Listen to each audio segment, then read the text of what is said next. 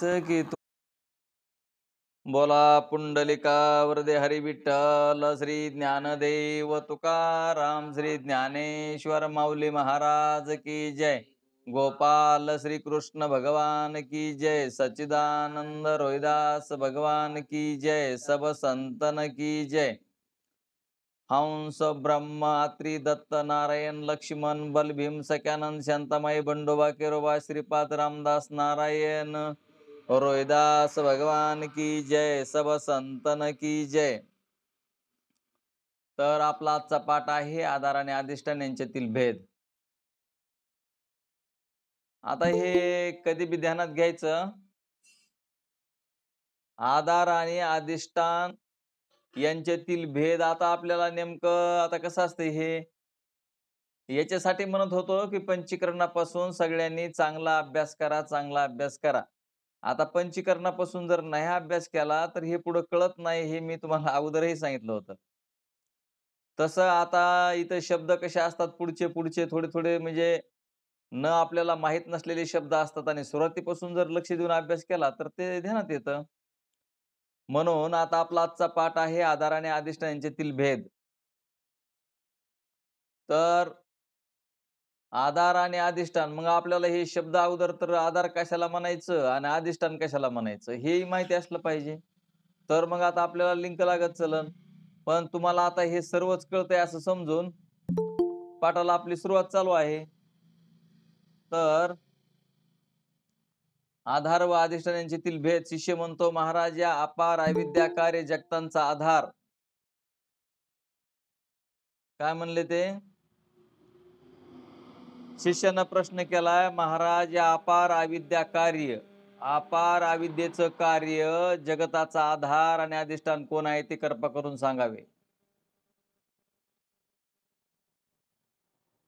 हे सर्व जगत जे दिसतंय म्हणतो तर त्याचा आधार आणि अधिष्ठान कोण आहे, असा प्रश्न विचारलेला आहे. आणि ते प्रश्न विचारल्याच्या नंतर मग श्री गुरु सांगतात, मग दृष्टांत मात्र रज्जू सर्पाचा घेतला जातो. मग आपल्याला वाटतं इकडे देवाचं सांगता सांगता दोरीन सर्प हे घेण्याचं काय कारण आहे? पण दोरीवर सर्पाचा भास कसा होतोय हेच अगोदर कळालं पाहिजे. दोरी हे कशाचं अधिष्ठान आहे, सर्पाचं अधिष्ठान आहे हे कळालं पाहिजे. आधार काय आहे आणि अधिष्ठान काय आहे हे कळण्याकरता रज्जू सर्पाचा दृष्टांत जर डोक्यात चांगला घेतला तर मग जगताचा आधार आणि अधिष्ठान आपल्याला कळेल. त्याच्यामुळे त्यांनी श्रीगुरु म्हणतात, अजातवादाच्या दृष्टीने जगत झालंच नाही. आता तुम्ही सांगा, जगत जर झालंच नाही म्हणल्यावर मग कशाचा आधार आणि कशाचं अधिष्ठान? पण आपल्याला पटत नाही जगत झालं नाही म्हणलेलं. आपल्याला जगत झालंच नाही, जगत हे कल्पित आहे, भासमान आहे असं आपल्याला पटत नाही. म्हणून तिथं विवर्त सांगावं लागतो. विवर्त काय सांगितलंय? विवर्त तर तुमचा आत्माच जगताचा आधार व अधिष्ठान आहे. शब्द काय आहे? तुमचा आत्माच जगाचा आधार आणि अधिष्ठान आहे. मग आपल्याला असं वाटतं की आत्मा जगताचा आधार आणि अधिष्ठान कसं हे कळत नसल्यामुळं रज्जू सर्पाचा दृष्टांत घेऊन इथं तुम्हाला आधार आणि अधिष्ठान कशाला म्हणायचं ते समजून सांगितलेलं आहे. मग म्हणले, या रंगाच्या सुरुवातीला तुम्ही ब्रह्मरूप आहात असं आम्ही तुम्हाला सांगितलं, त्याप्रमाणे ज्याला आत्मा ब्रह्मरूप आहे असे ज्ञान होत नाही. आत्मा ब्रह्मरूप आहे. आता हे बघा, हे स्वतःच ज्ञान आहे. आपण देहालाच आपण मी असं म्हणतो. देह मी आहे असं म्हणतो किंवा देह माझा आहे असं आपण म्हणतो. आता हे खरंच दुसरीची वस्तू असते. पंचमहाभूताचा देह असताना आपण माझा म्हणतो आणि वस्तू दृश्य असताना मी म्हणतो. तर आत्मस्वरूप दृश्य नाही. म्हणजे आपणच आत्मस्वरूप आहोत हे आपल्याला कळतच नाही. ते कळण्यासाठी तर एवढी खटपट आहे. ते स्वयं आत्मा ब्रह्म आपणच आहोत.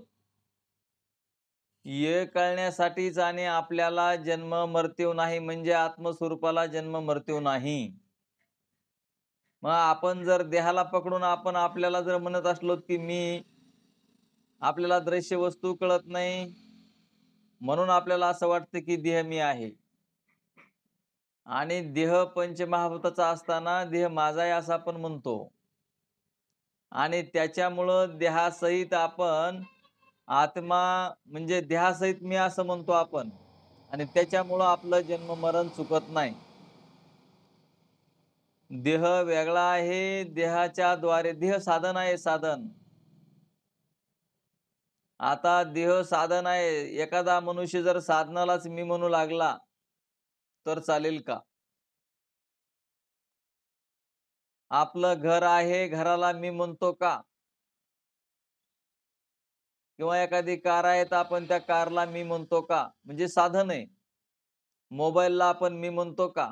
आता आपल्याला हे बाकीचं सगळं कळतंय हो. मोबाईलला मी म्हणत नाहीत, गाडीला मी म्हणत नाहीत, घराला मी म्हणत नाहीत. पण देहाला मी हटकून मी म्हणतो का नाही? जसं की ह्या घराला मी म्हणत नाही कारण घर दृश्य आहे. चारचाकी गाडी आहे, त्या गाडीला आपण मी म्हणत नाहीत कारण ती दृश्य आहे असं वाटतं. मोबाईलला मी म्हणत नाहीत, आपल्याला ते दृश्य आहे असं वाटतं. मग दृश्य वस्तूमध्ये आणि आपल्यामध्ये वेगवेगळी वस्तू आहे. घर वेगळं आहे, गाडी वेगळी आहे, मोबाईल वेगळा आहे. तसं मग देह सुद्धा दृश्य आहे. मग देह आपण कसं होऊ शकतो? जरा डोक्यात घ्या. देह सुद्धा आपल्याला दृश्य आहे. जशी गाडी कळती, घर कळतंय, मोबाईल कळतंय, तसं आपल्याला देह सुद्धा कळतो की नाही? मग देह दृश्य असल्या कारणानं देह मी नाही हे सिद्ध झालं. आणि देह माझा नाही हे कशावरून सिद्ध होतंय? तर देह पंचमहाभूताचा आहे याच्यावरून देह माझा नाही हे सिद्ध झालं. आता देह मी नाही, देह माझा नाही हे जर आपल्याला कळलं तर आपण आत्मस्वरूप आहोत की नाही? कळणारं जे स्वरूप आहे ते निर्गुण निराकार आहे. आत्म्याचा आभास झाला अंतःकरणाच्या वृत्तीमुळं. अंतःकरणामध्ये अंतःकरण, मन, बुद्धी, चित्त, अहंकार आहे त्याच्यामुळं जीव बनला. आणि जीवाला हे कळायला लागलं तर जीवाला कळता कळता देहालाच मी म्हणायला लागला. आणि देहच मी असं म्हणू लागलेला जीव. त्या जीवानं वृत्तीच्या द्वारे आत्मज्ञान संपादन करून माझा आत्मा सच्चिदानंद आत्मा ब्रह्मरूप आस्तिभाती प्रिय रूपानं भरून उरलेला आहे हे आपल्याला कळून घ्यायचं आहे. तर ध्यानात घ्या, आपलं चाललं होतं आधार आणि अधिष्ठान. पण त्याप्रमाणे ज्याला आत्मा ब्रह्मरूप आहे असे ज्ञान होत नाही, त्यालाच आत्मरूपाच्या अज्ञानामुळे जसा दोरीवर सर्प भासतो त्याप्रमाणे आत्म्याच्या ठिकाणी जगत भासते. ज्या जीवाला आत्मरूपाचं ज्ञान होत नाही आणि त्याच जीवालाही जगत्रय भासतं म्हणतात. कसं भासतं तर दोरीवर सर्प जसा भासतो तसं भासतं. म्हणून आपण आत्मस्वरूपाचं ज्ञान समजून घेतलं पाहिजे. आणि असाच प्रश्न आहे की याचा आधार काय आणि अधिष्ठान काय? तर ध्यानात घ्या, पूर्वी एका पक्षामध्ये रज्जुपै चैतन्य, रज्जुपै चैतन्याश्रित अविद्येमुळे दुसऱ्या पक्षामध्ये साक्षी चैतन्याश्रित अविद्येमुळे सर्प भासतो असे म्हटले होते. पण दोन्ही पक्षामध्ये चैतन्य अधिष्ठान आहे यात वाद नाही. दोन्हीही पक्षामध्ये चैतन्य आहे याच्यामध्ये वाद नाही. तर चैतन्याला अधिष्ठानत्व येण्याला, चैतन्याला अधिष्ठत्व येण्याला रज्जू आणि अंतःकरण या उपाधी आहेत. चैतन्याला अधिष्ठान कशामुळे आलं म्हणतात? दोरीमुळं आणि अंतःकरणामुळं. दोरीच नसती आणि अंतःकरण नसतं तर अधिष्ठान आणि आधार कशाचं? कारण ते परब्रह्म स्वरूप सामान्य स्वरूपानं व्यापक आहे.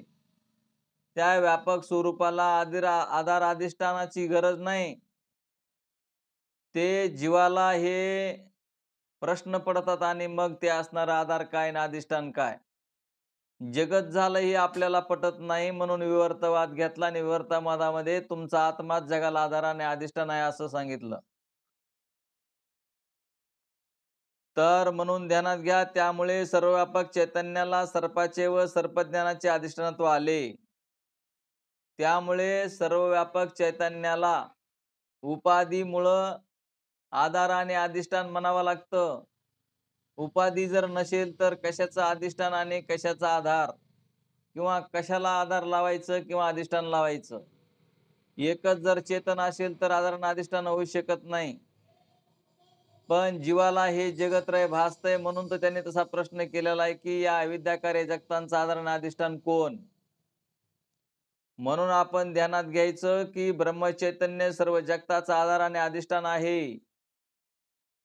ब्रह्मचैतन्यालाच आत्मस्वरूप असं म्हटलेलं आहे किंवा आत्म्यालाच ब्रह्म असं म्हटलेलं आहे. फक्त उपाधी काय शरीराच्या आतमध्ये आहे म्हणून आत्मा आहे आणि बाहेर आहे म्हणून ब्रह्मचैतन्य आहे. तर हे सांगण्याकरिता त्याला दृष्टांत म्हणून दोरीवर सर्पाचा घेतलेला आहे. तर अगोदर दोरीवरल्या सर्पाचा दृष्टांत ध्यानात घ्या, आधार आणि अधिष्ठान कसं म्हणायचं ते. दोरीवरल्या दृष्टांतानं जर समजून घेतलं तर मग आपल्याला जगताचा आधार आणि अधिष्ठान कळेल. दोरीवर सर्पाचा आधार व अधिष्ठान आहे उदाहरण म्हणून घेत आहोत. त्या दोरीचे ज्ञानच सर्पभ्रम होण्याला, सर्पभ्रांती निवृत्त होण्याला कारण आहे. म्हणजे बघा, ध्यानात घ्या, दोरीचं ज्ञानच सर्पभ्रम होण्याला आणि सर्पभ्रांती होण्याला हे दोन्ही कारण हे दोरीचं ज्ञानच आहे. त्यातलं एक दोरीचं सामान्य ज्ञान हे भ्रम होण्याला कारण आहे आणि दोरीचं विशेष ज्ञान हे सर्पभ्रम नष्ट होण्याला कारण आहे. ध्यानात घ्या, म्हणजे दोरीचं अधिष्ठान आहे. दोरीचं ज्ञानच काय आहे? आधार आणि अधिष्ठान आहे. दोरीचं आहे का नाही? दोरीचं आहे. दोरी जर नसती तर मग सर्पाला कशाचं आधार आणि कशाचं अधिष्ठान? म्हणून ध्यानात घ्यायचं की दोरीचे ज्ञान सर्पभ्रम होण्याला व सर्पभ्रांती निवृत्त होण्याला कारण आहे. म्हणून सर्पाला अधिष्ठान व आधार व अधिष्ठान दोरीचं आहे. सर्पाला आधार आणि अधिष्ठान दोरीचं आहे. तसं असणारं ह्या जगताला आधार आणि अधिष्ठान आत्माच आहे आणि ते तुम्हीच आहात आणि तुमच्यावरच हे जगत्रय भासायले. पण आपल्याला एवढं मोठं व्हावंच वाटत नाही, आहे का नाही? आपल्याला असं वाटतं का आपण आत्मस्वरूपानं जग भरून उरलो आहोत म्हणून? ते खात्री होण्यासाठी तर हा अभ्यास आहे. श्री गुरूंनी महावाक्याचा बोध दिला म्हणजे नामचिंतन दिलं आणि तुमच्याच कानामध्ये सांगितलं की तुम्हीच आत्मस्वरूप आहेत. मग आता तुम्हीच आत्मस्वरूप आहेत म्हणलं तरी काही आपल्याला तसं खात्रीशीर वाटत नाही. असंभावना आणि विपरीत भावना निर्माण होतात आणि त्या होऊ नयेत किंवा त्या निघून जाव्यात त्यासाठी श्रवण, मनन, निध्यासन, तत्वम पदार्थ शोधन. तर आपल्याला तत्वमसी महावाक्याचा भागत्याग लक्षी नेणे. आता तो ब्रह्मजिज्ञासा या भागत्याग लक्षणेने त्या ब्रह्माचा विचार करावा. कुणी करावा? तर जो अधिकारी मुमुक्षु असेल त्याने. अधिकारी नसेल, मुमुक्षु नसेल तर तो ब्रह्मविचार करता येत नाही. तर मंद अंधकारामध्ये इदम म्हणजे इथे काहीतरी पडलेले असे सामान्य ज्ञान होते. म्हणजे दोरीच कशी आधार आणि अधिष्ठान आहे सर्पाला आणि सर्पज्ञानाला ते सांगायलेत. इथं काहीतरी पडलंय असं वाटणं, त्याच्यावर सर्पाचा भ्रम होणं. दोरीचं ज्ञान झाल्यावर सर्प नाही असं कळणं. म्हणून त्या सर्पाला आणि सर्पज्ञानाला अधिष्ठान दोरीचं आहे. त्याप्रमाणे या जगताला आधार आणि अधिष्ठान आत्मस्वरूपच आहे. आत्मस्वरूपाचं सामान्य ज्ञान म्हणजे सरासरी मनुष्य मी मी देह आहे, माझा घर आहे, माझा देह आहे. सर्व मी आणि माझं जी करणं आहे का, तर हे सामान्य ज्ञान आहे आत्मस्वरूपाचं. आत्मस्वरूपाचं सामान्य ज्ञान म्हणजे मी देह, माझं घर, माझं वाडी, माझी गाडी, माझा संसार वगैरे मी जी करतो की नाही, तर हे सामान्य ज्ञान आहे.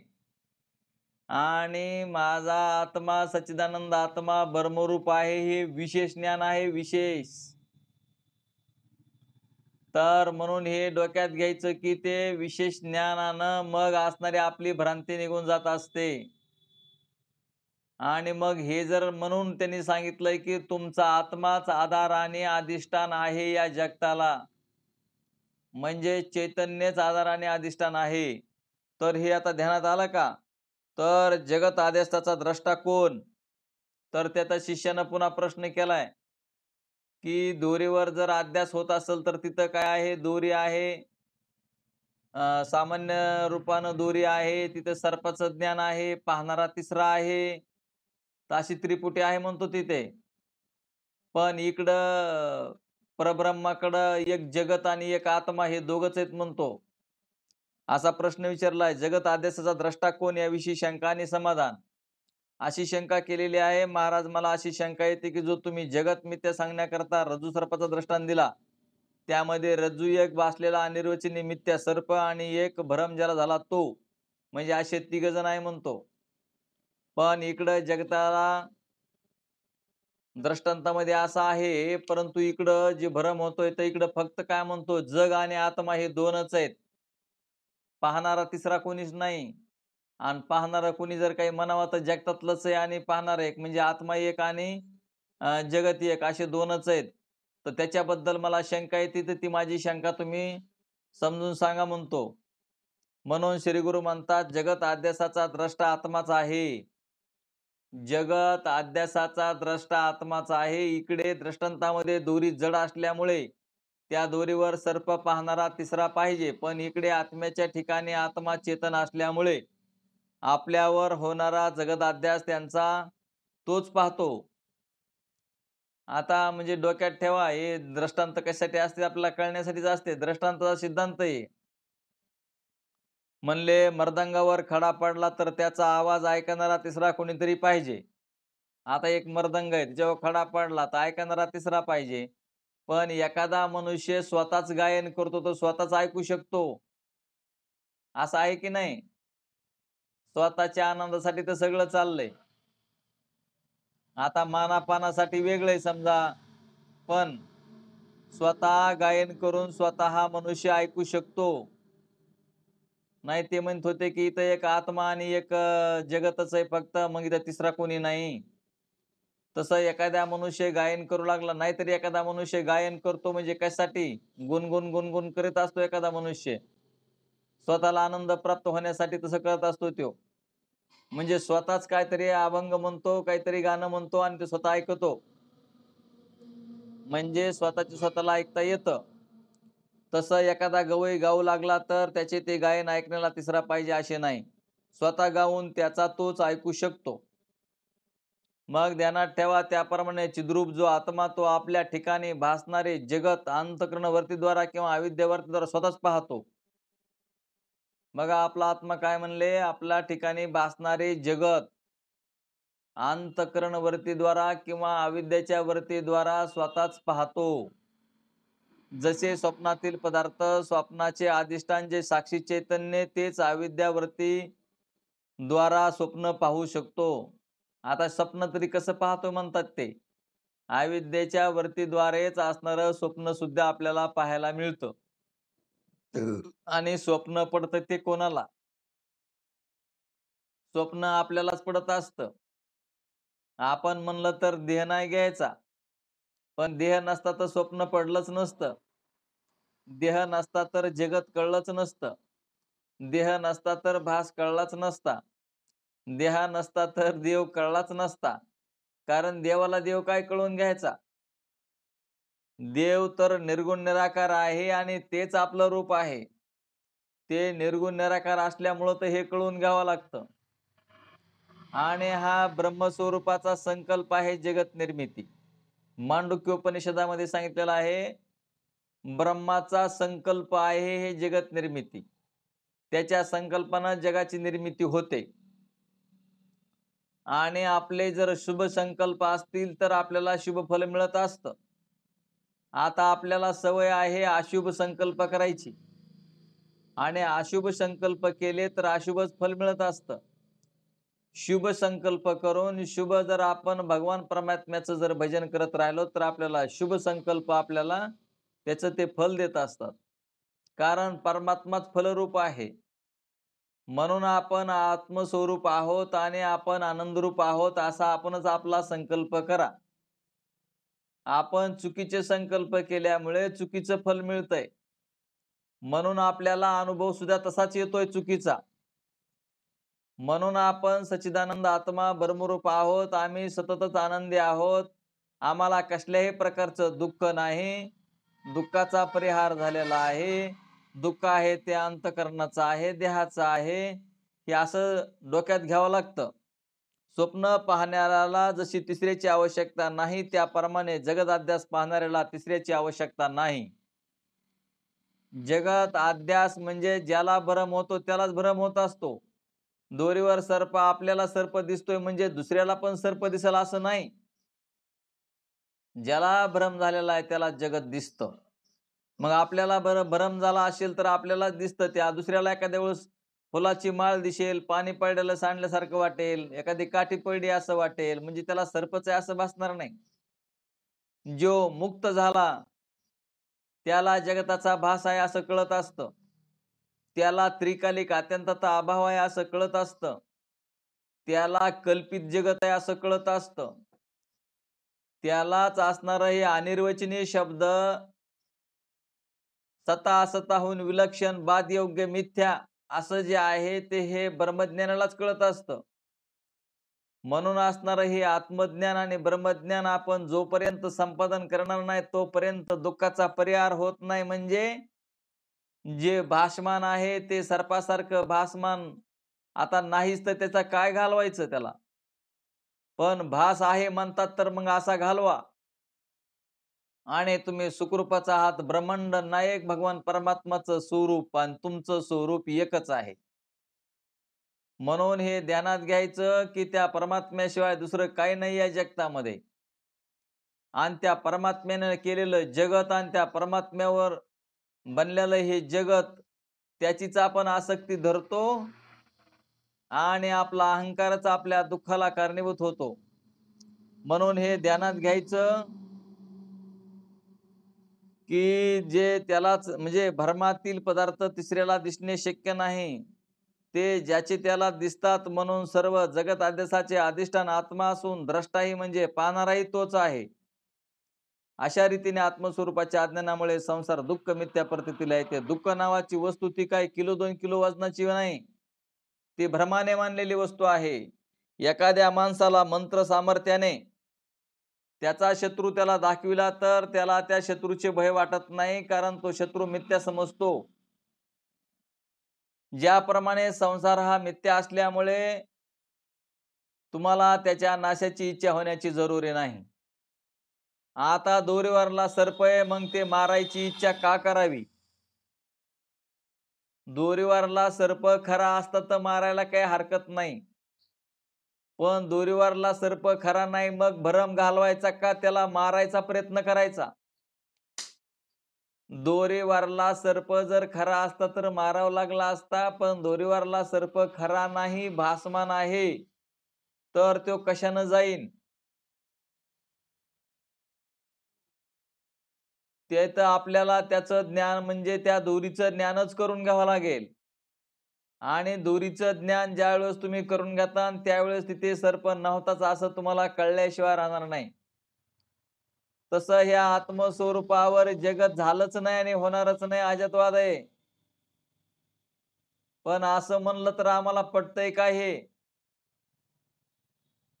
बघा ना, हे कसा आमचा बीड जिल्हा, कसा आमचा सांगली जिल्हा, कसा आमचा सोलापूर जिल्हा, कसा आमचा महाराष्ट्र, कसा आमचा भारत देश, हे आपल्याला सगळं असं वाटतं की नाही एवढं मोठं ब्रह्मांड भरलेलं आहे आणि त्या ब्रह्मांडाला तुम्ही नाही म्हणता, हे आम्हाला कसं पटन?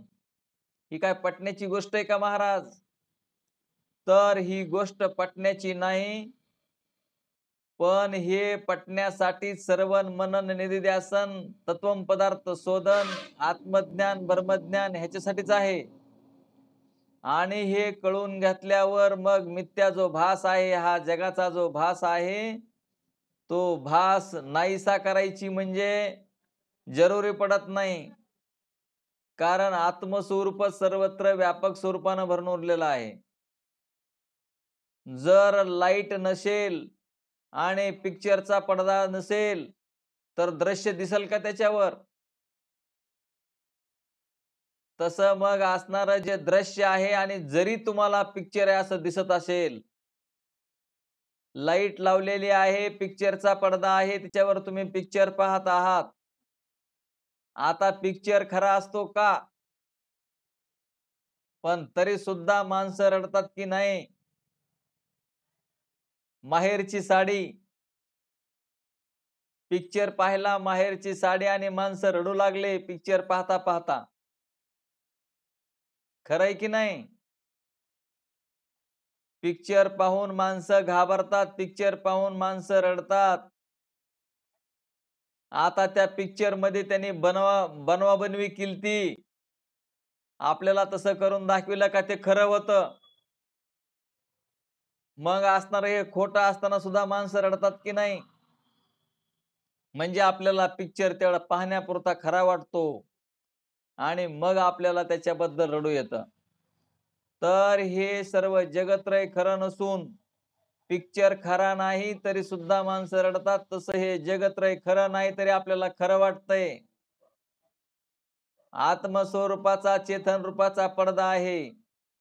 चैतन्य रूपी पडदा आहे आणि त्या चैतन्य रूपी पडद्यावर हे पिक्चर चालू आहे. हे भासमान जगत्रय ते पिक्चर सारखं आहे. होत्याचं नव्हतं हे क्षणार्धामध्ये होतंय. आता आपण बऱ्याच वेळा पाहतो की बघा ना, ऍक्सिडेंट होऊन मरतात. कुणी कशा कशा पद्धतीनं मरतात, तर जे होत्याचं नव्हतं व्हायला वेळ लागत नाही. आणि मग जे आपल्याला असं वाटतं की ते खरंच आहे, खरं दृश्य नाही आपला शरीर. म्हणूनच त्यांनी सांगितलं साधू संतांनी की आपला देह कधी पडल हे माहित नाही, म्हणून देह आहे तोपर्यंत आपण भगवंताचं भजन करून आपण स्वतः परब्रह्म स्वरूप आहोत हे कळून घ्यायचं. मग देह कधी पडो, देह जंगलात पडो, देह रस्त्यावर पडो, देहाला कधी मरण येवो, देव कसाही देह मरो, देह कसाही पडो, त्याच्याबद्दल सुख आणि दुःख आपल्याला पुन्हा वाटणार नाही. पण हे आत्मज्ञान जोपर्यंत अवगत होत नाही तोपर्यंत सुख दुःख होणार. आता इथं आमचे महाराज बसलेले आहेत. मी आता आमच्या महाराजांना म्हणतो तुम्ही खरे नाहीत, तरी सुद्धा आमच्या महाराजांना काही वाटत नाही. आता आमच्या महाराजांना आम्ही घराच्या बाहेर काढलं तरी महाराजांना काही वाटत नाही. अगर आम्हाला घराच्या बाहेर हाकलून दिलं तरी आम्हाला काय वाटत नाही. मग तुम्ही म्हणता हे तोंडापुरतच आहे हो महाराज, त्यांनी खरंच बाहेर काढल्यावर तुम्हाला कसं वाटेल ते कळन. पण माय बापा लय उपकार होते ना आमच्या महाराजांचे. जर आम्हाला घराच्या बाहेर काढलं तर तुमच्याकडे येता येईन आम्हाला आणि तुम्हाला ज्ञानाचा प्रसार करता येईल, पण घराच्या बाहेरच काढत नाहीत ते आम्हाला. तर ध्यानात घ्या की आपल्याला आत्मस्वरूपाचं ज्ञान झालं पाहिजे आणि आत्मस्वरूपाचं ज्ञान होण्यासाठी अत्यंत आपल्याला गरज आहे श्रवण मनन निध्यासन करणं, नामचिंतन करणं. म्हणून त्यांनी प्रश्न आणखीन काय विचारलाय, मिथ्या जगत प्रतीतीच्या निवृत्तीचा उपाय. आता जे मिथ्या जगत आहे त्याची निवृत्ती कशी करावी? तुम्ही म्हणतात की हे आभास आहे. बरं मग हे आभास आहे, हे खोट आहे, हे अध्यास आहे, हे कल्पित जगत आहे, तर मग हे कसं नाहीसं करावं त्याचा उपाय सांगा म्हणतो शिष्य. आम्ही बी काय करू म्हणतोय, मग असणारा असा उपाय करू आम्ही आणि जगत निवृत्तीचा उपाय मला तुम्ही सांगा. शिष्य म्हणतो महाराज जगत मिथ्या जरी ठरले तरी जोपर्यंत दिसत आहे तोपर्यंत दुःख हे होणारच. बघा शिष्यांचा प्रश्न आणि बरोबर प्रश्न आहे बरं का. शिष्य काही चूक बोलत नाही. ते म्हणतो की जोपर्यंत हे जगत दिसत आहे तोपर्यंत दुःख होणारच, एवढ्या करता मला ते दुःखदायक जगतच दिसू नये असं करा. ते म्हणतो काय करा मला की हे जगत दिसतंय तोवरच दुःख होणारच. मग तिच्यासाठी मला ब्रह्मज्ञान आत्मज्ञान करून द्या आणि मग माझ्या डोळ्याला हे दिसलंच नाही पाहिजे. आता तुम्ही सांगा, काही उपाय असेल तर सांगा. स्वप्न हे मिथ्या आहे, पण एखाद्याला भयानक स्वप्न पडत असेल तर ते पाहू नये, पडू नये म्हणून पडू नये म्हणून तो जशी जपाती साधने करतो. बघा आता काही काही माणसाला लय म्हणले आम्हाला स्वप्न पडते तो. मग ते काय करते जाणत्या जोशाकडं, ब्राह्मणाकडं जाऊन स्वप्न पडू नयेत म्हणून जप ते लोक काय करतात आपला असा असा जप करा मग तुम्हाला स्वप्न पडणार नाही म्हणतेत. नाही तर मग आम्हाला पैसे द्या आम्ही जप करतो म्हणतेत. आणि आपण त्यांना पैसे देतो. आणि तुम्ही तरी जप करा नाही तर मग आम्हाला तरी जप सांगा. मग आम्ही अशा पद्धतीने करतो असे म्हणतात. तर त्याप्रमाणे दुःख देणारे हे मिथ्या जगत मला दिसूच नये याकरता काहीतरी उपाय सांगा, अशी आपणाला नम्र विनंती आहे. तर त्या शिष्यानं प्रश्न विचारलेला आहे की हे स्वप्न पडूच नये. जसं स्वप्न पडूच नये याच्यासाठी जपाती साधने करतो तसं हे जगत्रय मला दिसूच नये, मला ब्रह्मज्ञानच झालं पाहिजे. आता ब्रह्मज्ञान ही दिसण्याची गोष्ट नाही. इथं बारीक विचार केला तर श्रीपाद बाबांचं सूत्र आहे. कारण श्रीपाद बाबांची माझी भेट झालेली नाही, पण श्रीपाद बाबांचं सूत्र मी ऐकतोय की बारीक विचार केला तर, सूक्ष्म विचार केला तर. मग आता तुम्ही बारीक विचार, सूक्ष्म विचार, नामचिंतन करा आणि बारीक विचार करा. बारीक विचार कशावर करायचा आहे तर आपल्याला शंका येते त्याच्यावर. आत्मस्वरूपाबद्दल शंका येते तर तुम्ही बारीक विचार करा. म्हणजे आत्मनात्म विवेक करून समाधी षटसंपदी साधन साधून अधिकारी जिज्ञासू बनवून सर्वमन निध्यासन करून तत्वम पदार्थ शोधन करून जीवब्रह्म ऐक्य ज्ञान संपादन करून आपण हे बारीक विचार करून याला म्हणतात. तर तरी असणारे माझे सच्चिदानंद रोदास बाबांनी बारीक विचार करायला शिकवला तो अशा पद्धतीनं. तरी उपाय सांगावा अशी आपणास नम्र विनंती आहे. श्री गुरु म्हणतात ज्याला भयानक स्वप्न पडतात त्याने झोपूच नये. ध्यानात ठेवा, त्याने जाग राहावं, जाग. ज्याला वाटतं की नाही स्वप्न पडतात, स्वप्न पडत असले तर म्हणले झोपूच नये. म्हणजे जाग राहावं, जाग राहिलं तर स्वप्न पडणारच नाही. मग जपाती साधना करण्यापेक्षा जाग राहिलेलं बरं. त्याप्रमाणे जगदादी संसार मिथ्या असूनही जर तुम्हाला दिसू नये असं वाटत असेल तर मी ब्रह्मस्वरूप आहे याची जागृती ठेवा म्हणतात. तुम्हाला जर जगत दिसत असेल तर मी ब्रह्मरूप आहे अशी जागृती ठेवा. जीव ब्रह्म ऐक्य ज्ञान आहे ते आपण ते आपल्या ध्यानामध्ये ठेवलं पाहिजे. आणि ते सर्व जगत रे ब्रह्मस्वरूप कसं भरलेलं ही जागृती ठेवा म्हणतात ते. जागृती म्हणजे ही जागृती नाही. जागृती स्वप्न सुसुप्ती ही नाही. जीव ब्रह्म ऐक्य ज्ञानाची जागृती, की माझा आत्मा सच्चिदानंद आत्मा ब्रह्मरूप आहे ही जागृती ठेवा. आणि ही जागृती ठेवल्यावर मग तुम्हाला हे जगतच भासणार नाही. जरी भासत असेल तरी ते मिथ्या आहे. दोरीवरला सर्प मिथ्या आहे. दोरीचं ज्ञान झाल्यावर मिथ्या ठरत असतो, तिथे नाहीच सर्प. तसं आत्मज्ञान झाल्यावर हे जगत्रय नाहीच असं तुमच्या ध्यानात येईल. पण त्याच्यासाठी अत्यंत कठोर परिश्रम करावे लागतात, चिंतन करावं लागतं, नामचिंतन, आणि हे शास्त्र पाहावं लागतं. आणि मग तशी अवस्था प्राप्त होत असते. मग ते म्हणले या ज्ञानाची जागृती ठेवावी. जागृती ठेवण्याकरता तुम्हाला आम्ही या तरंगाच्या सुरुवातीलाच बजावून सांगितले आहे. काय सांगितलं आहे? तुका म्हणे मना पाहिजे अंकुश नित्य नवा दिस जागृतीचा. आता जागृती म्हणजे जागृती स्वप्न सुसुप्ती नाही, स्वरूपाचा अनुसंधान. माझा आत्मा सच्चिदानंद आत्मा ब्रह्मरूप आहे ही जागृती. माझा जीवात्माच ब्रह्मरूप आहे ही जागृती. किंवा हे नामाचं चिंतन. सर्व जगतच हे ओंकारमय आहे. ओम शब्दाचा अर्थ हे सर्व जगतच ओंकारमय आहे. आणि नाम हे नामामध्ये ओम आहे. म्हणून नामाचंच चिंतन करणं गरजेचं आहे. नामचिंतन करूनच आपलं अज्ञान घालवायचं. आणि ही जागृती ठेवायची, जागृती. म्हणजे सच्चिदानंद आत्मा ब्रह्मरूप आहे ही जागृती ठेवायची. या तुकाराम महाराजांच्या वचनाप्रमाणे जीवब्रह्मैक्य ज्ञानाची जागृती सतत ठेवावी. म्हणजे निर्विकल्प निर्विषय समाधी साध्य झालेल्या पुरुषाप्रमाणे तुम्हाला संसार दुःखाची प्रतीती केव्हाच येणार नाही. हा संसार दुःख निवृत्तीचा उपाय थोर थोर ऋषी मुनी साधू संत व प्रत्यक्ष वेदानेही सांगितलेला आहे. तर सर्व साधू संत ऋषी मुनी जपी तपी सर्व साधू संतांनी आपल्याला ही जागृती ठेवावी. म्हणजेच नामचिंतनाची जागृती, नामावर आरूढ राहणे ही जागृती आहे. सच्चिदानंद आत्मा ब्रह्मरूप आहे हे समजून घेऊन नामावर राहिलं पाहिजे. नामाचं अगोदर ज्ञान करून घेतलं पाहिजे आणि मग आपल्याला त्या नामावर आरूढ राहता येतो. अगोदर माहिती नसताना गुरुने सांगितलं म्हणून नामचिंतन करणे आणि गुरुनं सांगितलेल्याच नामाचाच ज्ञानाचा अभ्यास करून मग तुम्ही चिंतन बघा, मग कसं होईल चिंतन ते. मग असं चिंतन होतंय की मग ही उघडी समाधी कळायला लागते, उघडी समाधी. तर ह्या नामचिंतनाचा आणि श्रवण मनन निधिध्यासनांचा तत्व पदार्थ शोधनांचा एवढा फायदा आहे की आपल्याला उघडी समाधी कळायला लागते आणि त्यावेळेस माझा आत्मा हा जगभर भरून उरलेला आहे आणि त्याच्यावर हे मिथ्या जगत निर्मिती झालेले आहे असं जे ज्ञान होतं आणि ती उघडी समाधी आहे. तर हे ध्यानात घ्या. म्हणून त्यांनी जीव ब्रह्माच्या एकत्वाविषयी शंका घेतलेली आहेत. आणखीन बार बार आपल्याला ज्या शंका निर्माण होतात त्याच शंका इथे साधू संतांनी घेतलेल्या आहेत.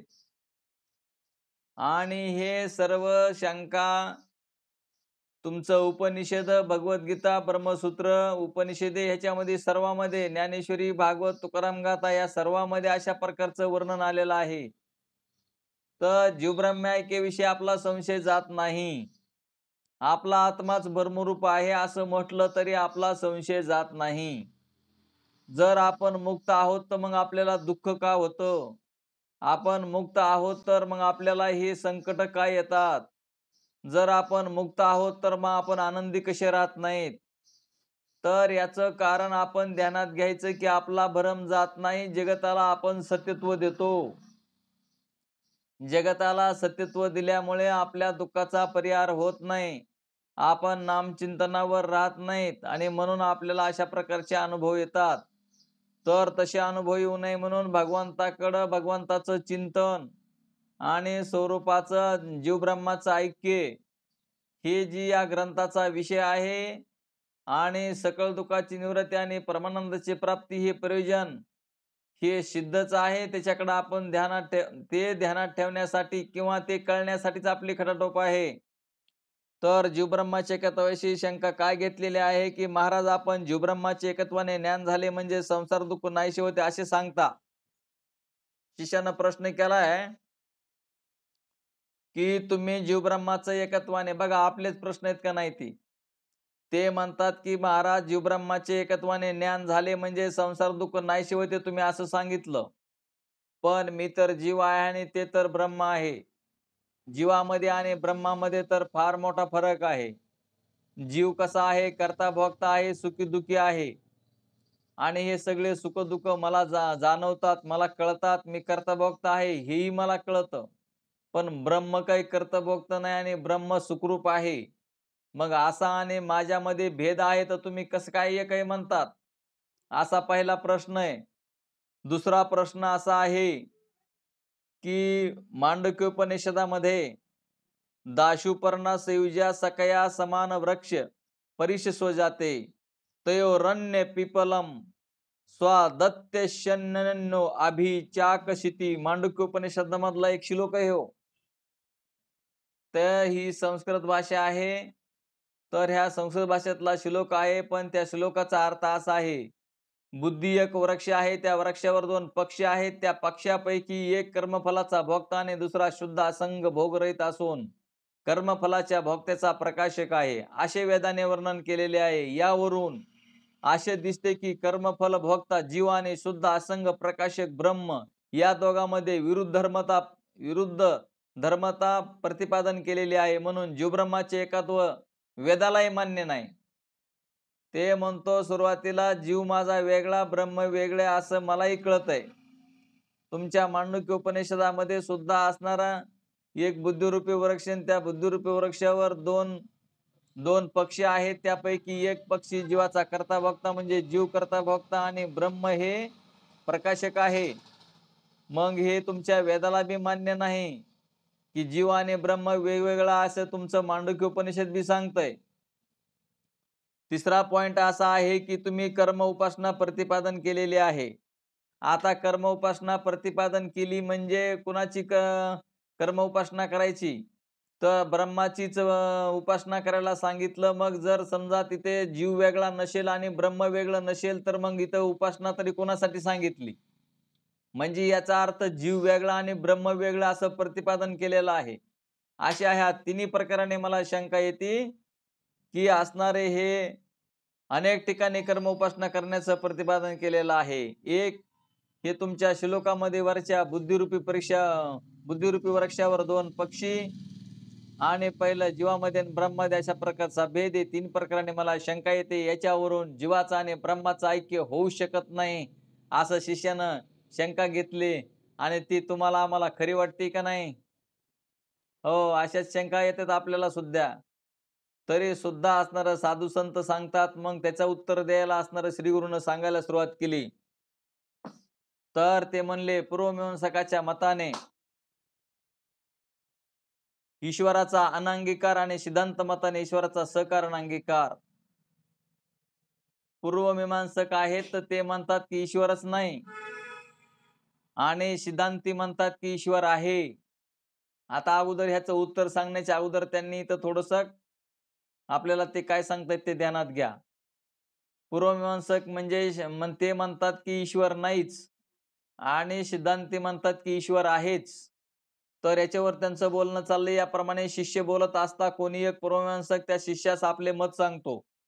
पूर्वमीमांसक म्हणतो की जीव जे काही पाप पुण्यात्मक कर्म करतो त्याला त्या कर्माचे फल ते कर्मच देते.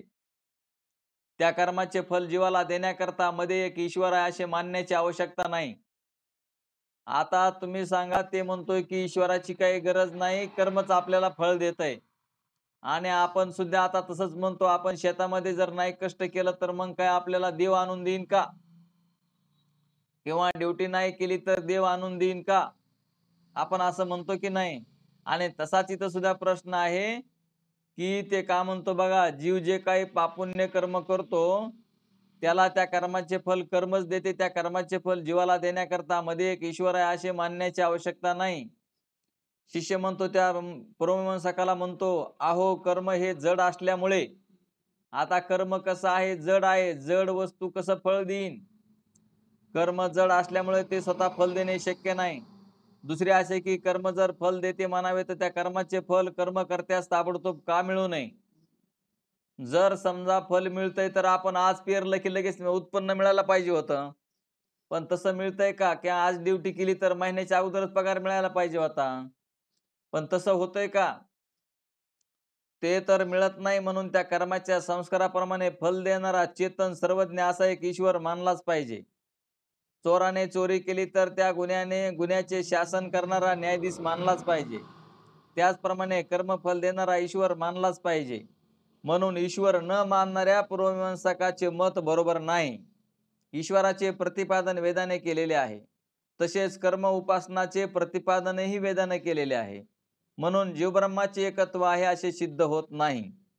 बघा काय म्हणते तिथे, ईश्वर न मानणाऱ्या पूर्वमीमांसकाचे मत बरोबर नाही. ईश्वराचे प्रतिपादन वेदाने केले आहे. तसेच कर्म उपासनेचे प्रतिपादनही वेदाने केलेले आहे. म्हणून जीवब्रह्माचे एकत्व आहे असे सिद्ध होत नाही. उलट भेदच सिद्ध होतो. तरी कृपा करून त्याचे समाधान सांगा. म्हणजे ह्या आपल्या शंका असतात, ह्या आपल्याला अशा शंका पडतात. जीवब्रह्माच्या एकत्वाची सिद्धी वर वर्णन केलेली शिष्याची शंका सप्रमाणाने संयुक्तिक आहे असे वर पाहणाऱ्याला वाटते. त्याचे कारण कुटस्थ चैतन्य, जीव चैतन्य, ईश्वर चैतन्य आणि ब्रह्मचैतन्य यांची स्वरूपे लक्षात न आल्यामुळे तसे वाटते. तर अशा शंका आपल्याला का निर्माण होतात त्याच्याबद्दल हे आपल्याला सांगतायत, की आपल्याला कुटस्थ चैतन्य, जीव चैतन्य, ईश्वर चैतन्य आणि ब्रह्मचैतन्य हे 4 प्रकारची चैतन्य आपल्याला कळत नाहीत.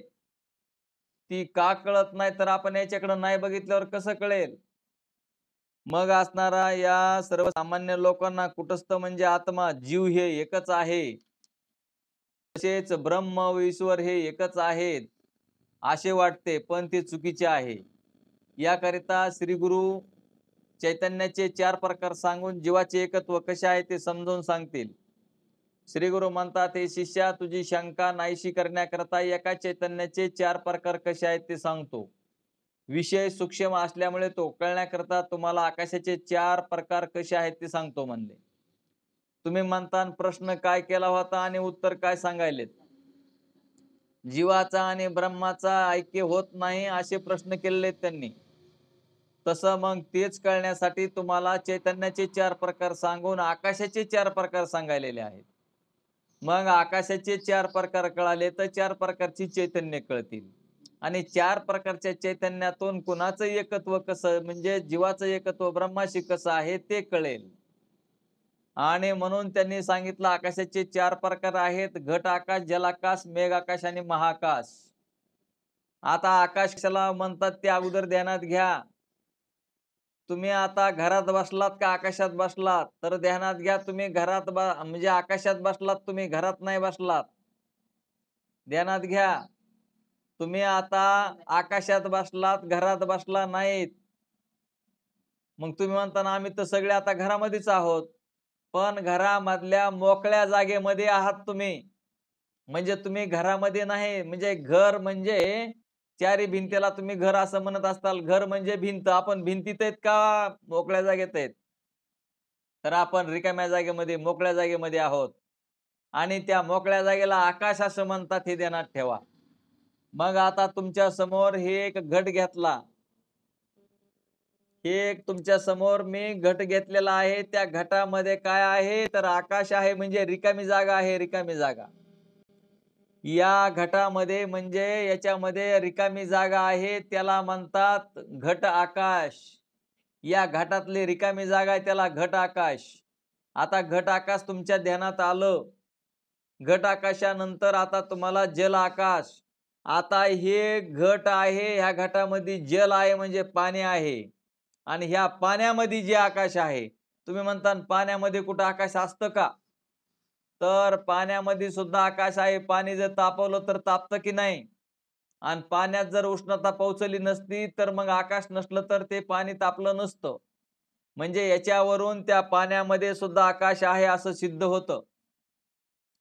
मग आता याच्यामधलं घट आकाश, याच्यामध्ये पुन्हा जल आणि जलामध्ये आकाश. जल आकाश 2 प्रकारचे झाले हे. आता तिसरा आकाश आहे मेघ आकाश. मेघ आकाश म्हणजे वरी ढग निर्माण होतात, त्या ढगामध्ये पाणी आहे आणि त्या पाण्यामध्ये आकाश आहे, तर त्याला म्हणतात ते मेघ आकाश. आणि महाआकाश म्हणजे या घट आकाशाला, जल आकाशाला, मेघ आकाशाला तिन्हीच्या आतून बाहेरून जे व्यापक आहे, जे रिकामी जागा आहे, त्याला म्हणतात महाआकाश. तर हे ध्यानात घ्या, हे 4 प्रकारचे आकाश आहेत. ही 4 प्रकारची चांगली आकाश जर ध्यानात आली आज, तर उद्या तुम्हाला चैतन्याचे 4 प्रकार सांगून कशा पद्धतीने जीव आणि ब्रह्माचं ऐक्य आहे ते आपण सांगू. बोला पुंडलिका वरदे हरी विठ्ठल, श्री ज्ञानदेव तुकाराम, श्री ज्ञान